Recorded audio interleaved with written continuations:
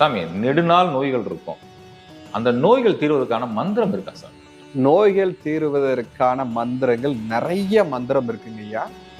அதுல எனக்கு ரொம்ப ரொம்ப அனுபவங்கள் கொடுத்த ஒரு மந்திரம் இருக்குங்க ஐயா.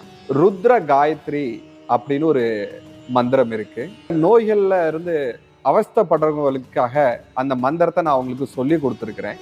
அந்த நோயில இருந்து உடனடியாக விடுதலை அடைஞ்சவர்களை என் கண்கூடா பார்த்துருக்கேன். அந்த மந்திரம் ஓம் தத்புருஷாய வித்மகே மகாதேவாய தீமகே தன்னோ ருத்ர பிரசோதயா.